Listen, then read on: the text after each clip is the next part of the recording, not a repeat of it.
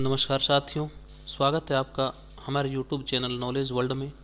साथियों, आपको विभिन्न प्रकार के विषयों से संबंधित जानकारी अगर चाहिए, आप तैयारी करते हैं प्रतियोगी परीक्षाओं की, तो आप हमारे YouTube चैनल वर्ल्ड नॉलेज को अवश्य सब्सक्राइब करें, वीडियो को लाइक और शेयर अवश्य करें। साथियों, आज हम पढ़ेंगे आचार्य रामचंद्र शुक्ल, उनका जीवन परिचय और उनका महत्वपूर्ण निबंध लोभ और प्रीति, जो चिंतामणि भाग प्रथम में संकलित है। तो चलिए शुरू करते हैं। जीवन परिचय देख लेते हैं। सबसे पहले आचार्य रामचंद्र शुक्ल का। आचार्य रामचंद्र शुक्ल का जन्म उत्तर प्रदेश के बस्ती जिले के अगोना नामक गांव में 1884 ईस्वी में हुआ था। इनके पिता का नाम चंद्रबली शुक्ल था। आचार्य शुक्ल के बचपन के 5-6 वर्ष अगोना में ही बीते। उनके पिता ने नौकरी कर ली तो उनका परिवार 1891 ईस्वी में हमीर जिले की राठ तहसील चला आया। उनके पिता की नियुक्ति कानूनगो के तौर पर हुई थी। 1893 ईस्वी में आचार्य शुक्ल का परिवार मिर्जापुर आ गया। 1908 ईस्वी तक वे वहीं रहे। उनकी युवा अवस्था के दिन मिर्जापुर में बीते, जिसके प्राकृतिक सौंदर्य का उनकी व्यक्तित्व निर्माण में बड़ा योगदान है। इनके पिता पर अरबी फारसी बहुल उर्दू का गहरा संस्कार था, जबकि अपनी माता से उन्होंने रामचरितमानस के पाठ भी सुने थे। शुक्ल जी की आरंभिक शिक्षा अन्य विषयों के साथ साथ उर्दू और फारसी में भी हुई। मिर्जापुर आने पर रहीम पट्टी इलाके के एंग्लो संस्कृत जुबली स्कूल में उनका नाम लिखाया गया। वहीं से 14 वर्ष की उम्र में उन्होंने उर्दू के साथ अंग्रेजी लेकर मिडिल पास किया। 1901 में उन्होंने स्कूल फाइनल की परीक्षा पास की। शुक्ल जी की पढ़ने में गहरी रुचि थी। अध्यापकों के प्रोत्साहन से उनका अंग्रेजी ज्ञान काफ़ी पुष्ट हो चुका था। 16 वर्ष की आयु में शुक्ल जी ने एडिशन एसे ऑन इमेजिनेशन का कल्पना का आनंद के नाम से हिंदी अनुवाद किया था। साथियों, ये महत्वपूर्ण ध्यान रखना है। 16 वर्ष की आयु में शुक्ल जी ने एडिशन के एसे ऑन इमेजिनेशन का कल्पना का आनंद नाम से हिंदी में अनुवाद किया था। ये एडिशन का एसे ऑन इमेजिनेशन था, उनका उन्होंने कल्पना का आनंद के नाम से हिंदी में अनुवाद किया था। ये हमको ध्यान रखना है। चलिए आगे पढ़ते हैं। स्कूली शिक्षा पूरी करने के बाद उन्होंने इलाहाबाद में कायस्थ पाठशाला में इंटरमीडिएट में पढ़ने के लिए नाम लिखाया, लेकिन पारिवारिक कारणों से लौट आए। 1896 में उनका विवाह हो गया था। आरंभ में उन्होंने कई तरह की नौकरियां करने की कोशिश की, लेकिन उनमें उनका मन नहीं लगा। उन्होंने अंग्रेजी में अपना पहला निबंध what has India to do, साथियों ये भी ध्यान रखना है, उन्होंने अंग्रेजी में अपना पहला निबंध what has India to do अर्थात हिंदुस्तान रिव्यू में प्रकाशित कराया, जिसमें भारतवासियों के कर्तव्य और सरकारी नौकरियों के प्रति उनके दृष्टिकोण का पता चलता है। कुछ समय के लिए उन्होंने लंदन मिशन स्कूल में ड्राइंग मास्टर के पद पर भी काम किया। साहित्य संबंधी उनके आलोचनात्मक लेख पर चित्रकला के प्रति उनके गहरे रुझान का प्रभाव साफ देखा जा सकता है।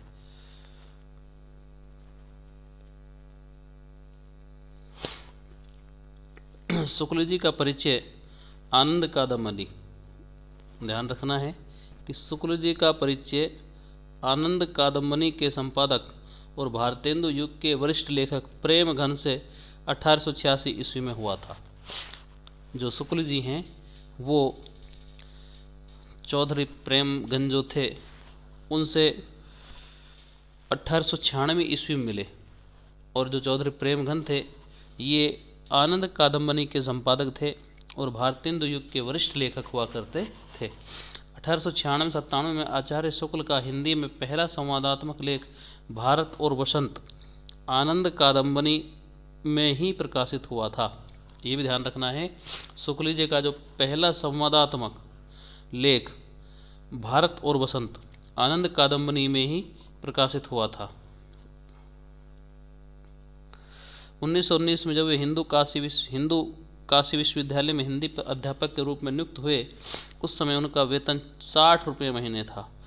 एक बड़े परिवार को चलाने के लिए उन्हें अतिरिक्त श्रम करना पड़ता था।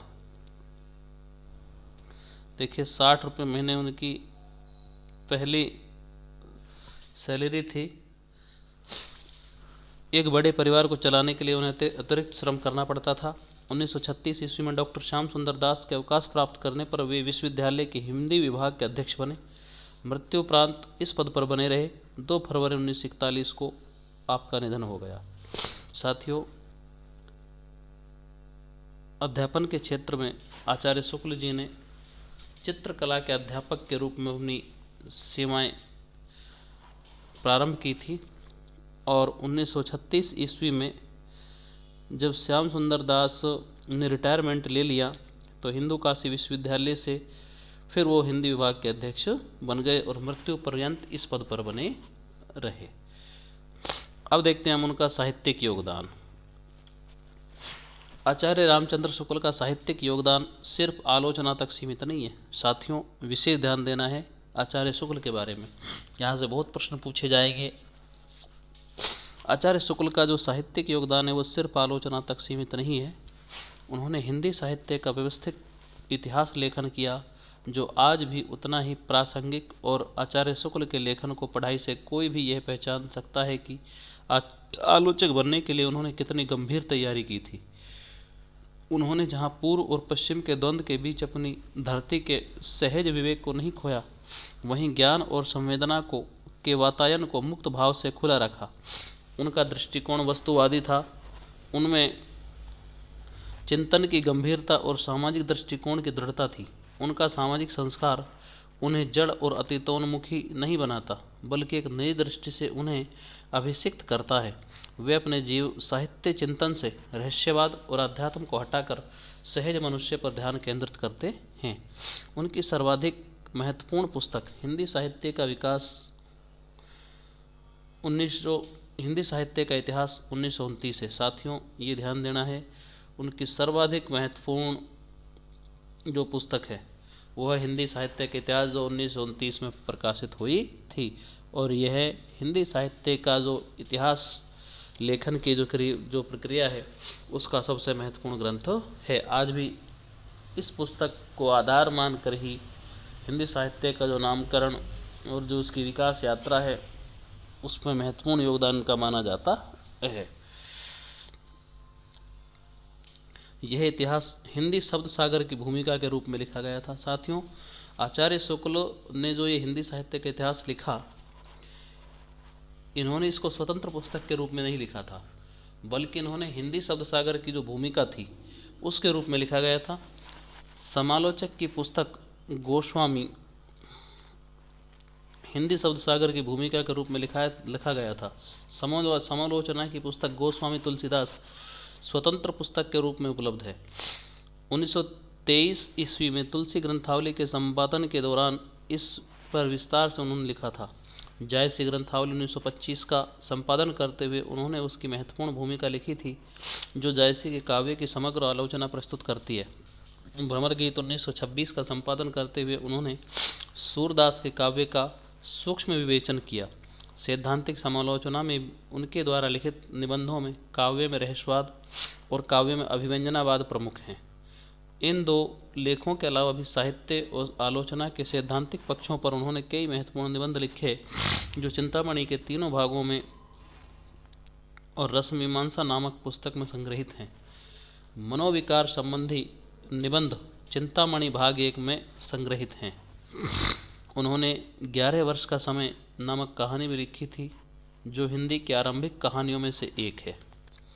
रामचंद्र शुक्ल द्वारा किया गया अनुवाद कार्य भी उतना महत्वपूर्ण है जितना उनका मौखिक लेखन। हेकल की विश्व प्रसिद्ध पुस्तक रिडल ऑफ द यूनिवर्स, इसको ध्यान रखना है। हेकल की विश्व प्रसिद्ध पुस्तक रेडल ऑन यूनिवर्स का अनुवाद उन्होंने विश्व प्रपंच नाम से किया। हेडल की एक विश्व प्रसिद्ध पुस्तक थी जिसका नाम था रिडल ऑफ द यूनिवर्स। आचार्य शुक्ल ने उसका अनुवाद जो किया वो विश्व प्रपंच के नाम से किया, जिसकी लंबी भूमिका भी पठनीय है। एडिसन की पुस्तक ऐसे ऑन इमेजिनेशन का कल्पना का आनंद नाम से अनुवाद किया, यह हमने पढ़ ही लिया है। लाइट ऑफ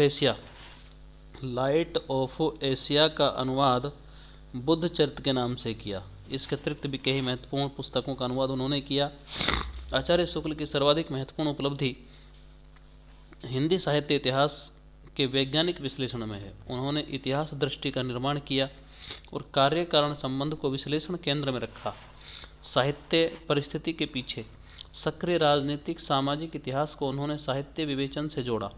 उन्होंने हिंदी समालोचना के लिए काव्य शास्त्र की पुनर्व्याख्या करके उसे फिर से संदर्भवान बनाया।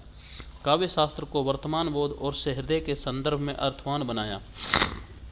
रसवाद से शास्त्रीयता को हटाकर उसे व्यक्ति और समाज, अंतर्जगत और बाह्य जगत, रूप और वस्तु, अनुभूति और विचार जैसे पहलुओं के संदर्भ में विवेचित किया। शुक्ल जी की नज़र में निबंध के लेखक अपनी संपूर्ण मानसिकता, सत्ता के साथ अर्थात बुद्धि और हृदय दोनों को साथ लिए वे अपने विषय प्रतिपादन में प्रवृत्त होते हैं। उनकी व्यवहारिक समीक्षा का उत्कृष्ट उदाहरण हमें भक्त कवियों के विवेचन में दिखाई देता है। यद्यपि वे रहस्यवादी काव्य को पर्याप्त सहानुभूति नहीं दे सके, लेकिन उन्होंने प्रमुख छायावादी कवियों के काव्य का जो विवेचन प्रस्तुत किया उसकी आज भी प्रासंगिकता है। आचार्य शुक्ल ने समस्त रचना कर्म को सामाजिक और सहृदय के भावात्मक सरोकार से जोड़कर तथा लोकमंगल की कसौटी पर कसकर ही साहित्य सिद्धांतों का व्यवहारिक पक्ष प्रस्तुत किया। नामवर सिंह के शब्दों में, महत्वपूर्ण है, नामवर सिंह के शब्दों में आचार्य शुक्ल की स्वातंत्र्य चिंता सिर्फ साहित्य और साहित्य शास्त्र तक सीमित नहीं बल्कि उससे ज़्यादा गहरी है और क्षेत्र भी अधिक व्यापक है।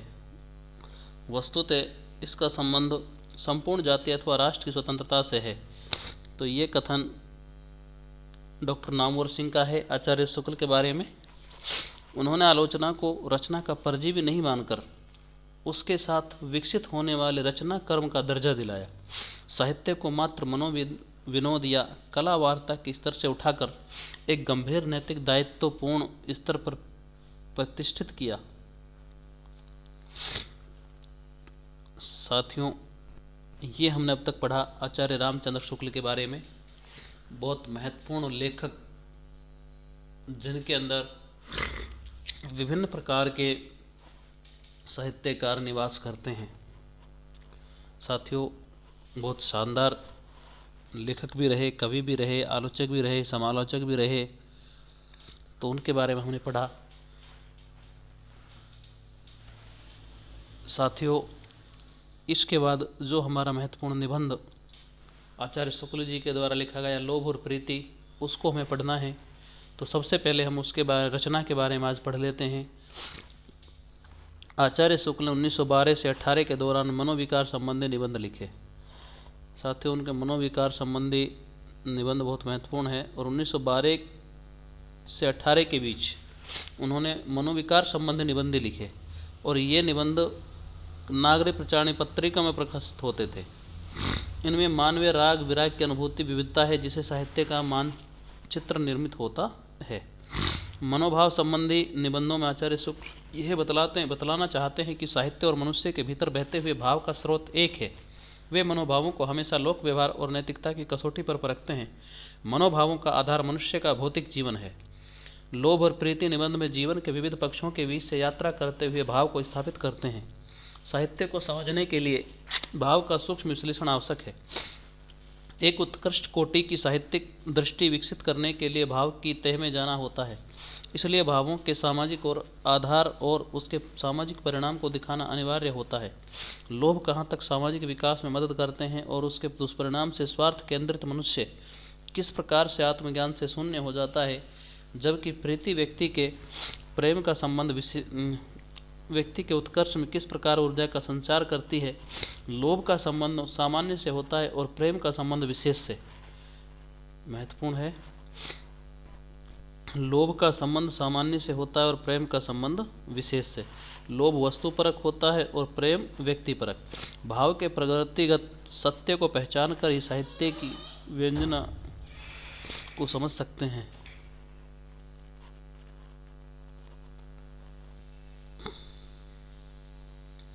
आचार्य शुक्ल के निबंध की शैली यह है कि वे पहले उसे परिभाषा में बांधते हैं, फिर उसकी व्याख्या करते हैं। दो मिलते जुलते भाव का सूक्ष्मता से अध्ययन करते हैं। लोभ की परिभाषा देते हुए प्रीति से उसका अंतर स्पष्ट करते हैं। भाव के आवेग को समझते हुए आगे बढ़ते हैं। लोभ किस सीमा तक बुनियादी जरूरत है, किस सीमा के बाद लोलुपता में बदल जाता है, दृष्टांत देते हुए अपनी बात सिद्ध करते हैं। लोभ के विभिन्न प्रकारों की चर्चा करते हैं। सामाजिक लक्ष्य के संदर्भ में उसका परीक्षण करते हैं, उसकी सीमा निर्धारित करते हैं। लोभ के लोक मंगल स्वरूप का सवाल उठाते हैं। फिर लोभ और असंतोष के संबंध को खोलते हैं, जो आधुनिक समाज में रोग की तरह व्याप्त हो गया है। असंतोष मानसिक उद्विग्नता को जन्म देता है। प्रेम में व्यक्ति संवेदनात्मक निकटता का एहसास करता है। प्रेम के एकांतिक और लोक जीवन के प्रभाव के बीच उसको निखारते हैं। प्रेम के संदर्भ में कर्म सौंदर्य की प्रधानता पर बल देते हैं। रूपाकर्षण और आचार्य साहचर्य जन्य प्रेम में अंतर बताते हैं। प्रेम भाव का उज्ज्वल रूप हमारे सामने उपस्थित होता है। संक्षेप में आचार्य शुक्ल के निबंध लोभ और प्रीति की यही भाव यात्रा है। साथियों, इसको विशेष ध्यान रखना है। लोभ और प्रीति निबंध में लेखक की प्रौढ़, परिभार्जित और तत्सम प्रधान है। तद्भव रूप से भी वे परहेज नहीं रखते। निबंधों की भाषा की सबसे उल्लेखनीय विशेषता है समर्थ एवं भाव व्यंजक शब्दों का नूतन निर्माण। भाषा के प्रति उनका दृष्टिकोण व्यवहारिक और लचीला है। वे लोभ और प्रीति के संबंध में सूत्रात्मक वाक्य रचते हैं, फिर विश्लेषण करते हैं। अर्थात रामचंद्र शुक्ल पहले सूत्रात्मक वाक्य रचते हैं और फिर उसकी व्याख्या विश्लेषण करते हैं। ये ध्यान रखना है, उनकी ये एक विधा है निबंधों में कि पहले सूत्र वाक्य की रचना करते हैं, अर्थात एक सूत्र वाक्य बताते हैं, फिर उसकी विश्लेषण व्याख्या करते हैं। विश्लेषण करने के उपरांत वे नए सूत्र को रचते हैं। मनोविकार संबंधी उनकी निबंध उनके अंतर यात्रा के कुछ पड़ाव हैं। साहित्य पर विचार करते हुए उन्हें अनदेखा नहीं किया जा सकता। भाव को विस्तार देने में वे अराजक नहीं होते हैं, विचार वाक्यों और अनुच्छेदों में कसे हुए होते हैं। साथियों, ये था लोभ और प्रीति निबंध का सार।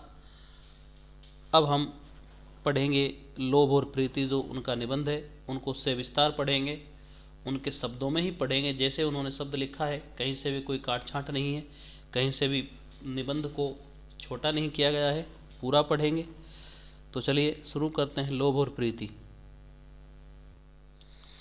साथियों, लोभ और प्रीति मूल पाठ निबंध के रूप में आपके सामने प्रस्तुत है, लेकिन चूंकि वीडियो काफ़ी बड़ा हो जाएगा, क्योंकि यह निबंध बहुत बड़ा है, विस्तृत है और हमें इसे मूल पाठ को ही पढ़ना है, इसमें किसी प्रकार का हेरफेर बेईमान नहीं करनी है, इसलिए हम इसको दूसरे भाग में पढ़ेंगे। तो साथियों, आपने ये वीडियो देखा, आचार्य रामचंद्र शुक्ल के बारे में जाना, पढ़ा, समझा और उनका जो निबंध है लोभ और प्रीति, जो चिंतामणि भाग फर्स्ट में संकलित है, उसकी भूमिका को देखा, उसके सारांश को जाना।